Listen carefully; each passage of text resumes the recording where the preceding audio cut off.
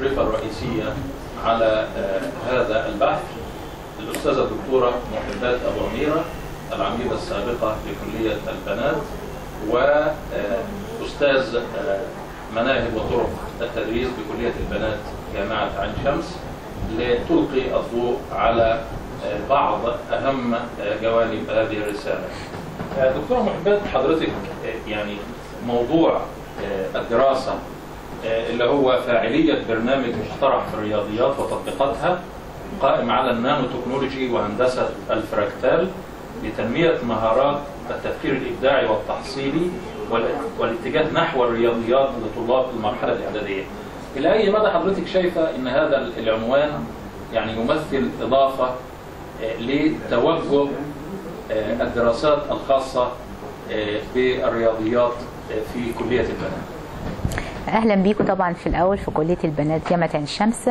والحقيقه هو الموضوع يعتبر موضوع من الموضوعات الحديثه، وهو يعتبر من وجهه نظري اضافه للمكتبه العربيه بصفه عامه والمكتبه المصريه بصفه خاصه، لان حضرتك عارف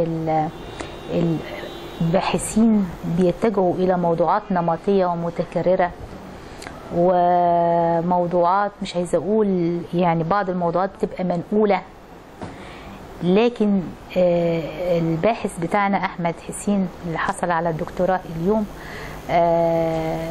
تحت اشرافي ومعي الزميله الدكتوره منال، ركز في قضيه في غايه الاهميه، وهي توظيف النانو تكنولوجي وهندسه الفراكتال في كتطبيقات في الرياضيات. حضرتك عارف ان الولاد في المرحله الاعداديه بالذات بيجدوا في الرياضيات جفاء، ماده جافه، وفي نفس الوقت لما بيدرسوا الهندسه بيجدوا ان ماده الهندسه من المواد اللي بيحصلوا فيها على درجات منخفضه مقارنه بماده مثلا الجبر، والدراسات اثبتت كده. ولما تيجي تشوف طب هو ايه الاسباب انخفاض الدرجات، ان هناك جفاف في ماده الرياضيات. ماده الرياضيات بالنسبه للطلاب ماده مش حكايه صعبه، حكايه انها بعيده عن الواقع، بعيده عن التطبيقات. من هذا المنطلق فان الباحث حاول يجيب حاجات من الواقع ومن المجتمع. النانو تكنولوجي ممكن يكون مثلا فيها حضرتك دلوقتي احدث الموبايلات الجديده دي، الكمبيوتر اللي هو الايباد، الحاجات دي كلها. احنا طبعا عايزين نقول ان ثوره المعلومات دلوقتي بتقول ان كل واحد المفروض يبقى عنده 5 تيرمينال في الأوضة بتاعته أو في المكان اللي هو عايش فيه. ال5 تيرمينال، الموبايل والفاكس والتليفون والتلفزيون والإنترنت والكمبيوتر وهكذا. وبالتالي هو حاول يبسط المواد التعليمية أو مادة الرياضيات أو مادة الهندسة في المرحلة الإعدادية من خلال أنه بيعمل تطبيقات على هذه المواد مستخدم فيها النانو تكنولوجي، بحيث أنه هو الولاد يحبوا المادة، وبالتالي حصل نوع من الاتيتيود أو الاتجاه الإيجابي ناحية مادة الرياضيات. ده خلال النتائج الدراسة أثبتت كده، وأثبتت أيضا الدراسة أنه تم تنمية مهارات التفكير الإبداعي. يعني إيه التفكير الإبداعي؟ يعني الطالب انطلق من حكاية أنه هو بيحل المسألة بطريقة روتينية، وبيبص في الكتاب عشان ينقل الحل أو المثال المحلول، ويروح للكتاب الخارجي علشان يحفظ حل المسألة. فهو انطلق يعني تخطى هذه الأساليب الروتينية البيروقراطية التي تنمي ثقافة الإيداع، وانطلق لكي يجعل الطالب يحل بطريقة إبداعية وبطريقة غير مألوفة. وبالتالي أدت هذه الطريقة أو هذه الاستراتيجية الجديدة في رأيي إلى تنمية مهارات التفكير الإبداعي. طب أنا حضرتك المحتوى أو الكونتنت الخاص بالنانو تكنولوجي، يعني من يتكفل أو من يتولى إعداد هذا الجانب اللي هو خاص بالمحتوى؟ هو الباحث أعد مجموعة من الدروس التعليمية وفق النانو تكنولوجي. لكن طبعا هو في بعض الادوات التكنولوجيه موجوده في البرنامج، والطالب كان بيستخدمها اثناء التجربه البحثيه، ولكن احنا بنقول فيما بعد بقى، ولذلك احنا النهارده اوصينا بارسال نسخه من الرساله الى وزاره التربيه والتعليم حتى يكون هناك علاقه بين ما نصل اليه من ابحاث الى صانع ومتخذ القرار. وعشان كده انا شايفه ان الحقيقه الباحث يعني ممكن فعلا إن اذا كان حضرتك بتسال مين اللي هيعمل الحاجات دي، يبقى اتصور ان وزاره التربيه والتعليم لو عايزه تستفيد من هذا الجهد يبقى انها ممكن تاخد الرساله وتاخد الدروس اللي الباحث عملها وتبتدي انها توظف هذا الموضوع وتبقى الميزانيه من عندها. طيب حضرتك احنا يعني في مناهج المدارس الإعدادية أو التعليم الأساسي عموما، يعني إلى أي مدى إحنا بنساير تطور المناهج وتطور طرق التدريس في البلاد الأكثر تقدما منا؟ بمعنى حضرتك سؤال تاني، إن البعض بيعيب علينا إن إحنا بندرس يعني المناهج أو مثلا الهندسة والرياضيات التقليدية بندرسها يعني بنفس الطرق القديمة، وحتى لو أخذنا بالمناهج الحديثة زي مثلا مدخل النظم والتعقد وما شابه، فحتى بندرسها بطرق خطية. هو حضرتك أول ما دخلت علينا هنتكلم بالشفافية، وكنت بتسأل فين عنوان البحث، فقلنا لك فعالية برنامج، فقلت ايه ده مش معقولة، هو كله فعالية فعالية، احنا كل ما نخش نشوف رسالة او بحث نلاقي فعالية. ده اللي حضرتك لفت نظرك اول ما دخلت عشان بتسأل على موضوع الرسالة، هي دي الحقيقة، ان احنا بنعمل ابحاث وشكلها متقارب ومتشابه وفعالية وتطوير وكلام من ده كله، ولكن على الواقع الفعلي ان الحاجات دي كلها ما بتطبقش، محطوطه في الادراج. هو حضرتك دلوقتي انا عايز اسال السؤال، هو لما السيد وزير التربيه والتعليم طلع امبارح اصدر قرار فردي، على فكره قرار فردي بان السنه الابتدائيه ما تبقاش فيها امتحان، هو ايه المعيار او ايه الاساس اللي هو عمل على يعني هو خد قرار في ضوء ايه؟ ده السؤال اللي انا بساله، هو خد قرار في ضوء ايه؟ يعني ايه ده السؤال اللي انا بساله، ايه القرار اللي هو خده علشان خاطر يطلع هذا، يعني ايه قصدي الاسس اللي اعتمد عليها، او ايه الدراسات والبحوث التي استند عليها علشان خاطر يطلع هذا القرار. طب حضرتك انت في هذا الاطار يعني هل لك تحفظات؟ ففي دراسات. تحفظات حضرتك على هذه المساله بشكل علمي؟ والله انا من وجهه نظري انا بفسر ان السيد وزير التربيه والتعليم قد يكون اتخذ هذا القرار لانه عايز يوفر في الميزانيه. عايز يوفر في الميزانيه ازاي؟ ان هو يقول لك ايه، الكنترولات هتصرف فلوس، الامتحانات هتصرف فلوس، المراقبه وكل العمليه الامتحانيه والشهاده الابتدائيه دي هتصرف فلوس. طب هو عشان يوفر الفلوس هيلغي الامتحانات، فهي زي ما عمل ايه، زي ما كان في قنوات تلفزيونيه تعليميه والقنوات التعليميه التلفزيونيه لغاها وخلى في قناه واحده. انا في رايي، ولكن طبعا الموضوع مش كده خالص، الموضوع محتاج الى حوار على مستوى التربويين. حضرتك عندك 50 كليه تربيه في مصر، المفروض ان هذا الموضوع يجي يقول رايكم ايه يا اهل الخبره ويا اهل التخصص في موضوع الغاء امتحان الابتدائيه. وهل انا دلوقتي لما حضرتك ابنك يكون في الابتدائيه او بنتك تيجي تقول لها يلا بقى ايه ما تذاكريش كتير لان ما فيش شهاده، انت هتقعدي كده في سنه 6 من غير امتحانات، هتبقى امتحان نقل وكل حاجه، ولكن في مشكله كبيره جدا هتقابلنا، هو ان الامتحانات المرحليه دي مطلوبه، يعني لازم يبقى في امتحان.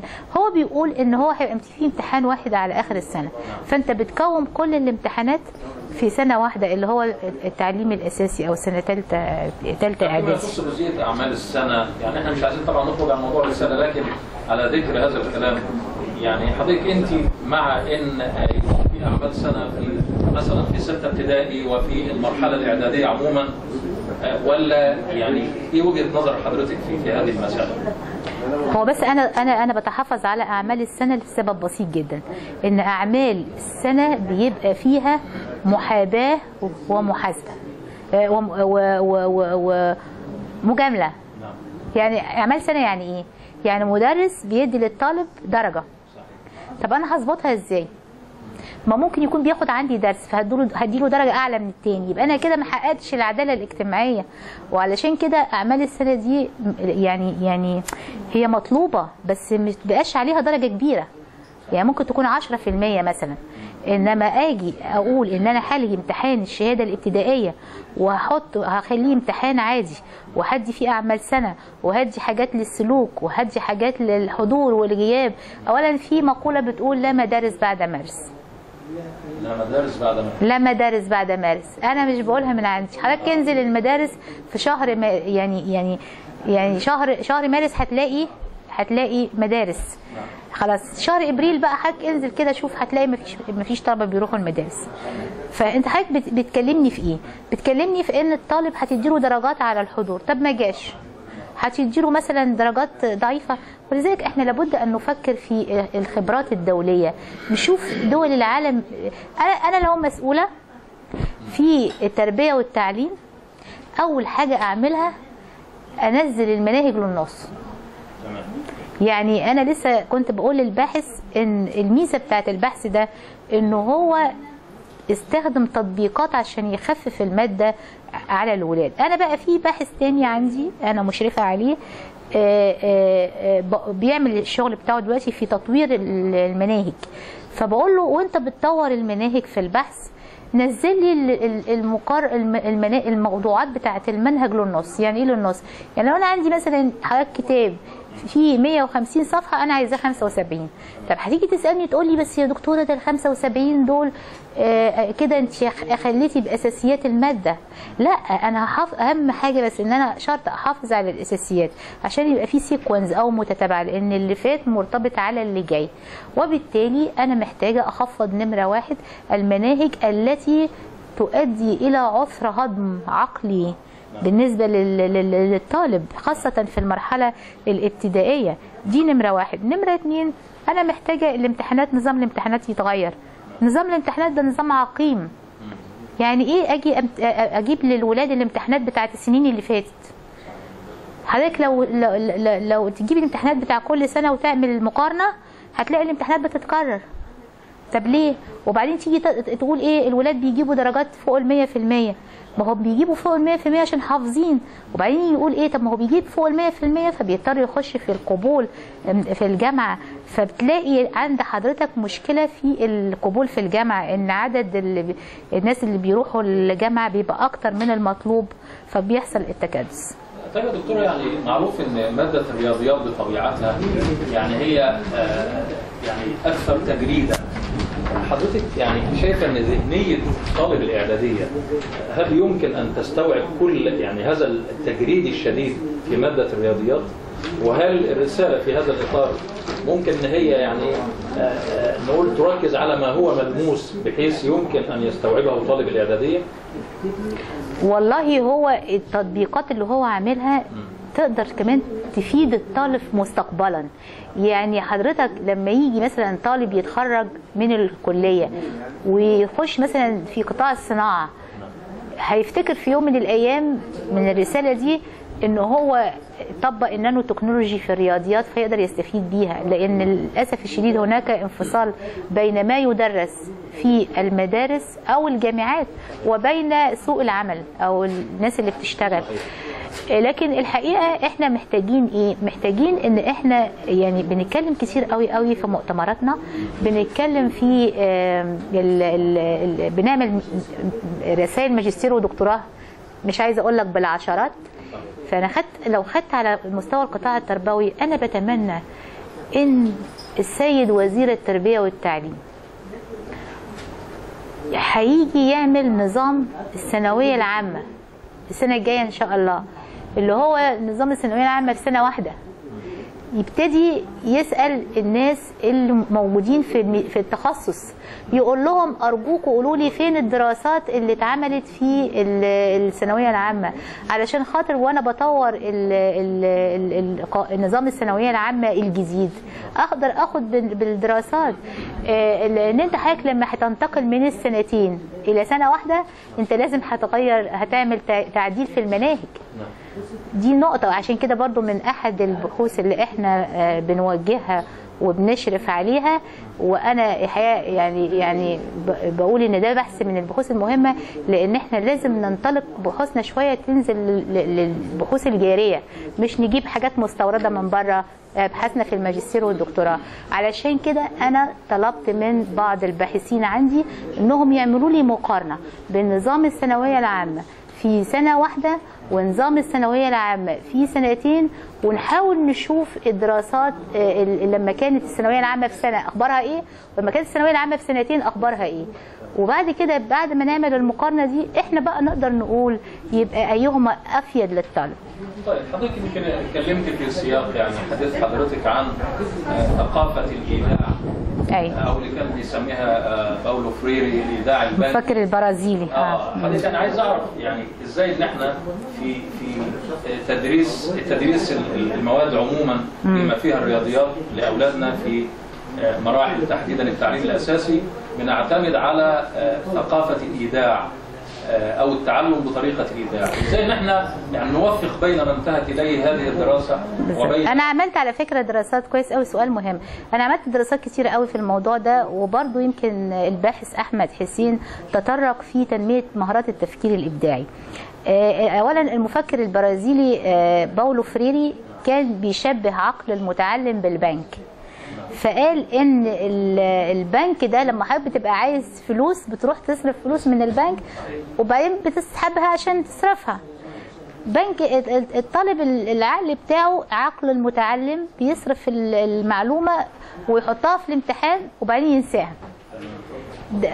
باولو فريري كمان كمفكر برازيلي قال لك ان التعليم عمليه سياسيه والسياسه عمليه تعليميه.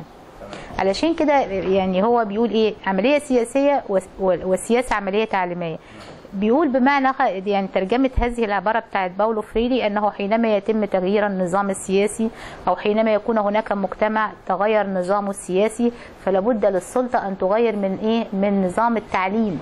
وبالتالي حينما جاء السيد وزير التربيه والتعليم بعد ان جاء نظام جديد وحدث انتقال للسلطة، فالسيد وزير التربية والتعليم يريد أن يطور وهذا أمر جيد، ويريد أن يغير وهذا أمر جيد، ولكن هو يغير ويطور ويجدد دون الرجوع إلى البحوث والدراسات. هو عايز أقول لحضرتك حاجة، هو موضوع ثقافة الإيداع ده مرتبط بالمناهج، يعني المناهج اللي بيدرسها الطالب بتنمي ثقافة الإيداع.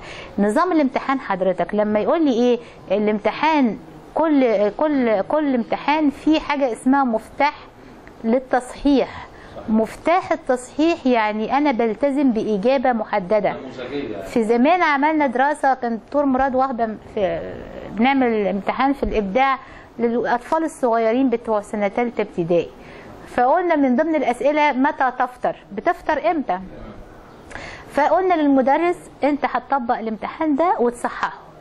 ففي طالب قال أفطر الساعة 7 صباحا، طالب تاني قال أنا بفطر أول ما أصحى من النوم، في طالب ثالث قال أنا بفطر قبل ما أروح المدرسة. كل الإجابات دي المدرس اعتبرها صحيحة. في طالب قال أنا لا أفطر، فراح المدرس مديله إيه؟ مديله 0. هل لأنه قال لا ولا لأنه قال الحق؟ فدي النقطة دي اللي بقول لحضرتك عليها، اللي هي إن الطالب ده عبر بطريقة غير نمطية وغير تقليدية وبطريقة إبداعية ولكن صح.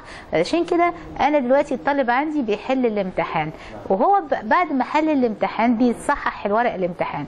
لو المدرس شاف الإجابة اللي الطالب كاتبها في ورقة الإجابة مختلفة عن النموذج التصحيحة، فإذا بيديله درجة أقل أو يديله ما يحسبش الدرجة صحيحة. وهذا هو ده الحقيقة أحد معوقات الابداع وده اللي بيخنق الابداع. اذا الطالب ما يهمنيش الطريقه، انا بقول لهم ايه في المحاضره بتاعتي، بقول لهم انا عايزه وانا بصحح الورقه الاجابه اخر السنه الاقي اجابات متنوعه، بس ده بيتوقف حضرتك على نوع السؤال. نوع السؤال، وضح وجهة نظرك، ماذا يحدث لو. هنا في المدارس الأسئلة مش هنقدر نحطها غير الجامعة بطريقة بحيث ان كل طالب يجاوب مختلف عن التاني، لكن المهم النتيجة واحدة. فإذا الامتحانات أحد العوامل التي تؤدي إلى ثقافة الإيداع. يبقى احنا قلنا المناهج وإن قلنا الامتحانات. حضرتك من أحد العوامل أيضا التي تؤدي إلى ثقافة الإيداع المعلم حضرتك في الفصل ممكن، مش كلهم طبعا، هناك بعض المدرسين يمارسون التسلط والديكتاتورية، بحيث ان لو طالب قام وقف وقال يا أستاذ أنا عندي حل يقول له اقعد. لو طالب قام يسأل، عنده حب استطلاع عقلي، يسأل كتير، بيقول للأستاذ أو المدرس أو المدرسة منين الخطوة دي، فالحقيقة بيعامل بطريقة فيها نوع من الديكتاتورية. وهنا احنا ما بننميش ثقافة الديمقراطية داخل الفصل. حضرتك من ضمن ثقافة الإيداع، تعالى شوف حضرتك عندنا هنا في الكلية، أنا بدرس لطلبة الدبلومة الخاصة، دول طلبة دراسات عليا، السنة الجاية إن شاء الله هيبتدوا يعدوا خطة الماجستير.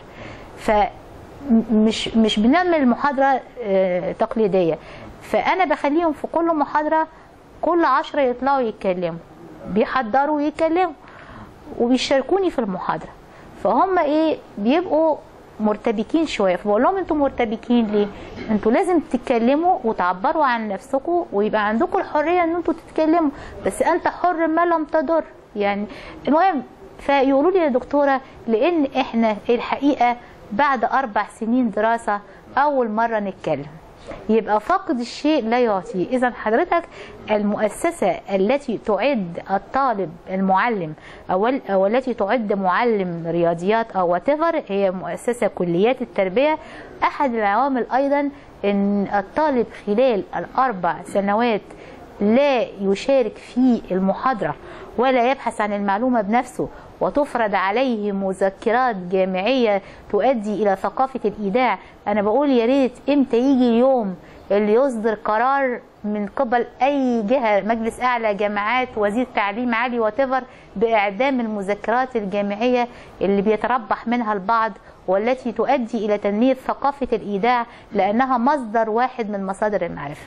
طيب لكن حضرتك يعني نحن كثيرا ما نتحدث عن التطوير والأخذ بتطورات العلوم المختلفة سواء في الغرب أو في الدول المتقدمة عموما، يعني لكن نلاحظ أننا لا نمارس هذا يعني التطوير بشكل ملموس في المدارس. بمعنى حضرتك أن حتى في مرحلة الدراسات العليا هتجد برضو أن في امتحانات وفيه تقويم بالطرق العادية جدا، وبالتالي يعني احنا بنبتعد عن التقويم المستمر اللي هو بيمتد مرحلي بداية السمستر أو المرحلة حتى نهايتها.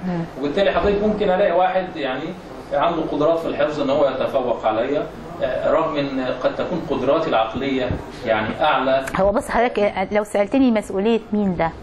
أنا مش هقدر أرمي المسؤولية على وزير أو مثلا مسؤول أو رئيس جامعة أو عميد، لأن حضرتك عارف سواء كان على مستوى المدارس المعلم هو الذي لابد أن يطور نفسه، على مستوى الجامعات أستاذ الجامعة لابد أن يطور نفسه. أنا أستاذ جامعة مش محتاجة حد يقول لي اعملي إيه، فلازم أولا لازم حتى الطلبة نفسهم يحسوا إن الأستاذ ده مميز. يعني في أستاذ بيخلي الطلبة يبقوا مش عايزين يخرجوا من المحاضرة، دي حاجة. إنما أنا ما أقدرش مثلا في الجامعات أفرض على أستاذ وأقول له درس بالطريقة الفلانية، اعمل امتحان بالشكل الفلاني. ده يعتبر يعني تعدي على الحقوق الأكاديمية لأساتذة الجامعات.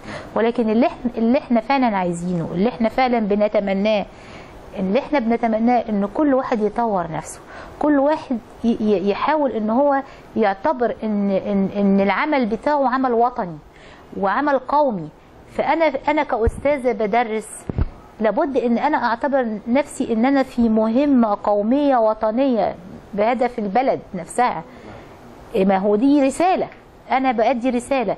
المدرس نفس الحكاية.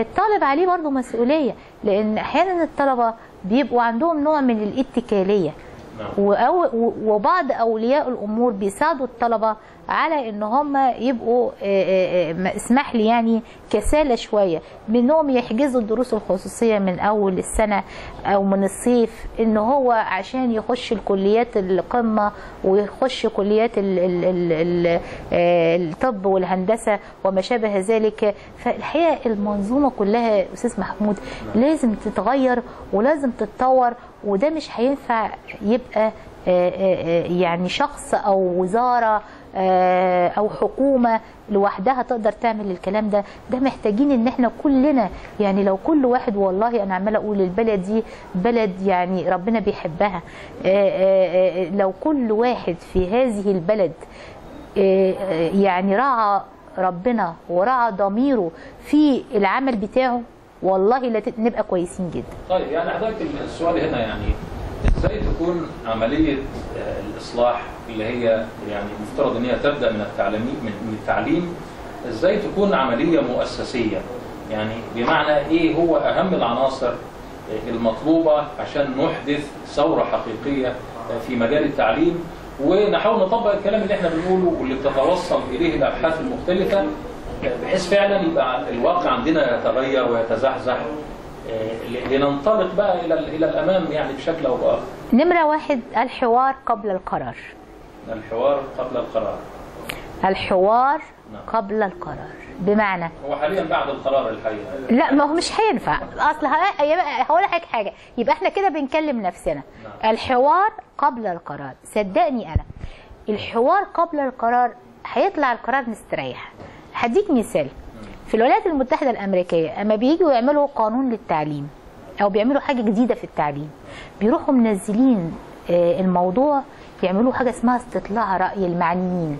في الاقتصاد ينزل لكل الاقتصاديين رأيكم إيه، في التعليم ينزل للمدرسين، أساتذة الجامعة لأساتذة الجامعة.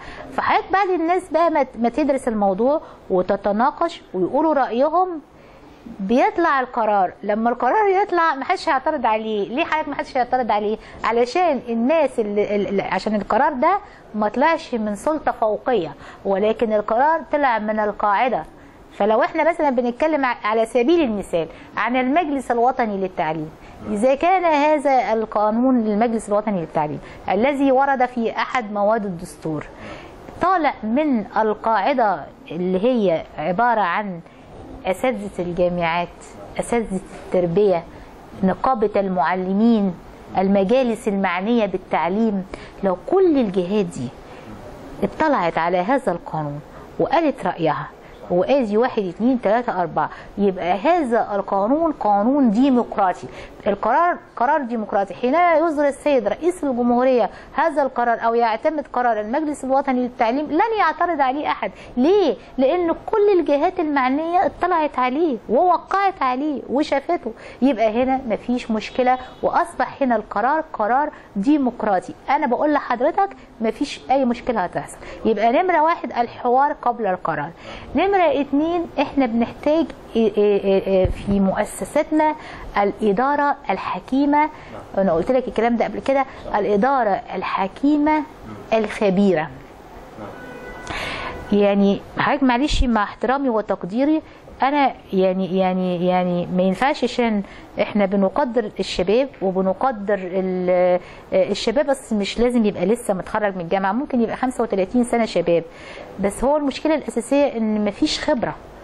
فاحنا محتاجين الشباب في مواقع معينه، مواقع لا يعني مش محتاج ان هو يمارس خبرته فيها، انه يبقى مثلا مساعد للوزير، انه يبقى مثلا في وزاره الشباب، ان في وزاره التعليم ما يبقاش مستشار ولكن ممكن يبقى في موقع يعني على مستوى حي، مستوى كده عشان يكبر ويتدرب ويبقى كوادر.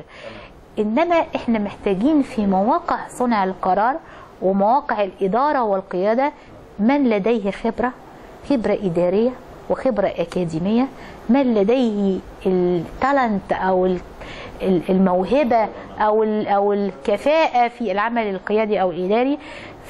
وبالتالي هذه الشخصية حينما تجلس على الكرسي ما تاخدش قرار فردي، يبقى قرارها قرار ديمقراطي.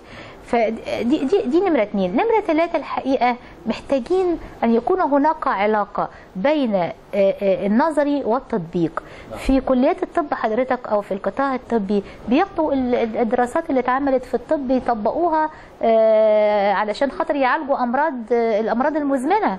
في الصناعة، في الزراعة، في الهندسة، في قطاع التربية، هذا القطاع اللي أنا الحقيقة لحد دلوقتي مش عارفة لماذا هذا القطاع التربوي، أن البحوث التربوية التي تجرى في كليات التربية سواء في الماجستير أو في الدكتوراه أو فيما بعد الدكتوراه لا يستفاد منها في وزارة التربية والتعليم. وبالتالي أصبح القرار اللي بيؤخذ على مستوى وزارة التربية والتعليم منفصل تماما عن الجوانب الأبحاث والدراسات. تمام. طيب آخر حاجة دكتورة معلش بقى، يعني يا ترى يعني ازاي ان احنا نستفيد من دراسة الباحث أحمد حسين في تطوير تدريس وتعليم الرياضيات في المدارس أو في المرحلة الإعدادية؟ نناشد المسؤولين في وزارة التربية والتعليم في قطاع البحوث، سواء كان مركز بحوث، ما هناك في مركز بحوث تربوية، وهناك في مركز قومي للامتحانات والتقويم التربوي، وهناك في مركز لتطوير المناهج. نناشد هذه المراكز التي يعني مش عايزه اقول لا للزملاء عشان ما حدش يزعل، بس هي المراكز دي بتعمل ايه؟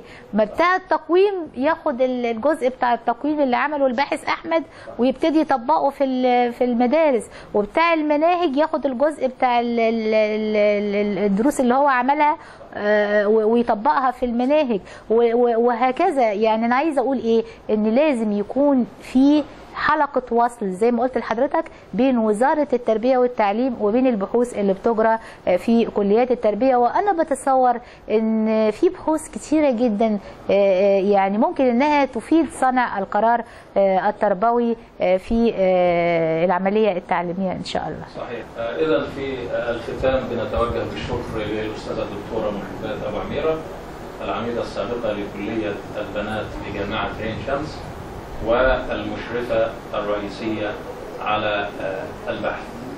شكرا جزيلا. شكرا، أهلا بك.